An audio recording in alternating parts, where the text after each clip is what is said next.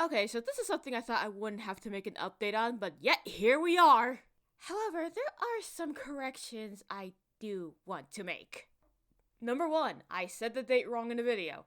It's January 15th that there was the FX Home shutdown, not 25th.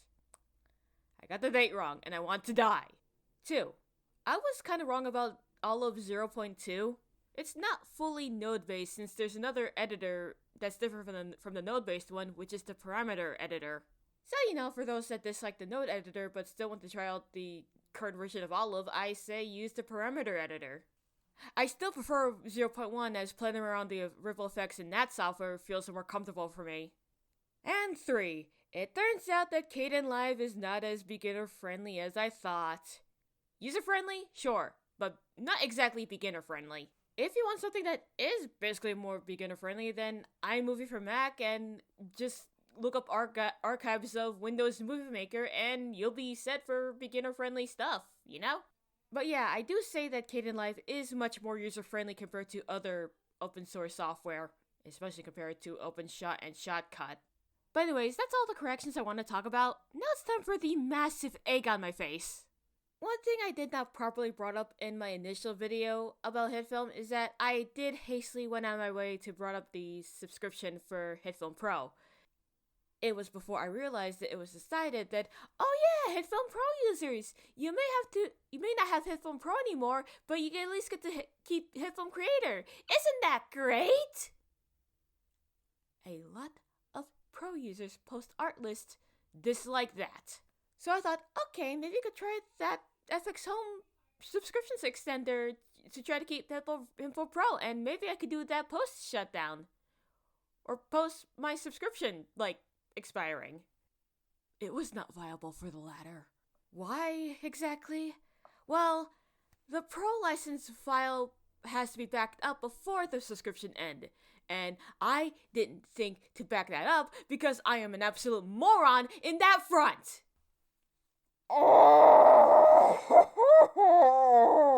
So yeah, there are 2 things that I'm not happy with. Artlist and myself.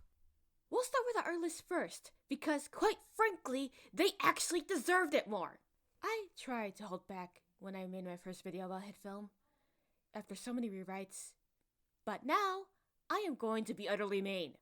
But I'll try to make it quick, because the last time I tried to talk about these fuckholes, it was like a manifesto type of rant. I was not too happy. But here is the rundown about my goddamn feelings. Artlist has to be, without a shadow of a fucking doubt, one of the shadiest goddamn companies I ever have the displeasure of encountering. These asswipes are the reason why I can't do puppeting on HitFilm Free anymore. Despite the fact that I literally purchased the tool during the Express era. And due to that, I have to rely on Live 2D for that sort of thing. But it's fine. Outside of that, all of the shit I do when it comes to my Phantom Works I mainly use in the free version of the software, so, I tried my best to go about with my days, yeah? The bloatware, however, is goddamn awful. It's the reason that for the longest time, I have not installed HitFilm on my non-gaming laptop. It's kind of why I made stuff like Moon Mansion Solitary on the gaming one.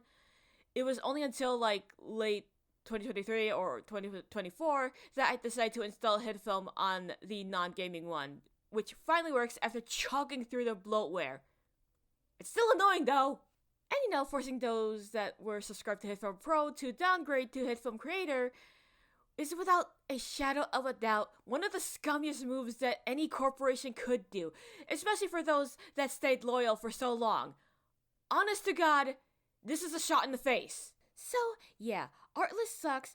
I hope that whoever is the head of the company gets their shit kicked in by the cosmic forces. That way, they can learn some goddamn humility. But as much as I hate to say it, Artlist is not the only one to blame in this situation, as I had my fair share of stupidity during the last month. My god, I shouldn't have gotten so enamored by the edge distortion effect and should have settled on purchasing HitFilm Creator. I should have backed up the shit up so that I could be able to use the FX Home subscription extender before the shutdown or if my subscription ended. I should have been smart. Ugh! I got this massive egg on my face and, welp, I am reaping what I goddamn sow. Great. Immaculate.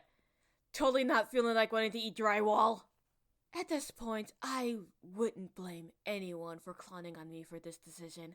I am going to be 100% with y'all.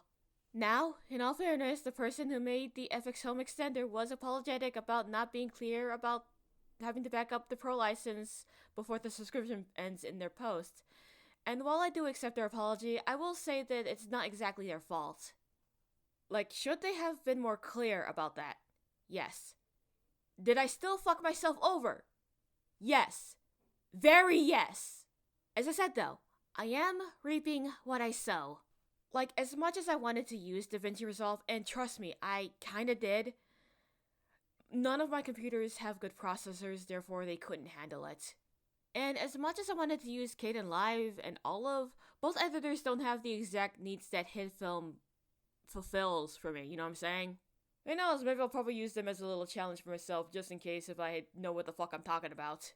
But I'll probably stick with my legal copy of HitFilm until there is a new video editing software that works similarly to HitFilm, right down to making a composite shots within the software itself. Because, you know, that's the thing that I liked about HitFilm. Now, I do have files of HitFilm Pro, right from the current versions I found on GitHub, to the oldest version that's called HitFilm Ultimate. I know that the latter is not necessary, but I'm saving it for those with lower end PCs, you know what I'm saying? And yeah, I know that this is quite shady, but you know, my value is that preserving and being able to, you know, use non-free abandonware should be morally correct. And HitFilm Pro should be fair game at this point, since you cannot really download it legally anymore without an FX Home account. So yeah, shit's fucked, I fucked up, and fuck Artlist. Let's archive shit together, you know? So yeah, that has been my past month. Unless something major happens, this will probably be my last video discussing about HitFilm. And while I am mad about the fact I had to downgrade to HitFilm Creator, I am still gonna use it, you know? Like outside of edge distortion and puppeting, a lot of my workarounds are available down to the free version, so yeah. With the latter, Live 2D is my friend. Like, it may be limited, like, with the free version, but, you know, it's still my friend. With the former, I can just settle back with what I was using previously, which was heat distortion. I made a tutorial about that, by the way. And who knows, maybe I'll probably give some things that are available from Creator a shot. Now, I know that some people were having technical issues the past month, but honestly, I haven't run into any major issues that were talked about in the HitFilm subreddit during the past month. Maybe I should consider myself lucky in that regard. But yeah, as I said, unless something happens, this is my last video discussing on the matter.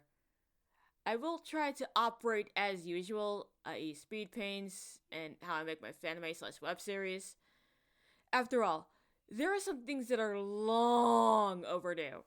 Going off a script, this past month has been, honest to God, stressful because I thought that I was going to lose my video editor, and well, it's good that I haven't.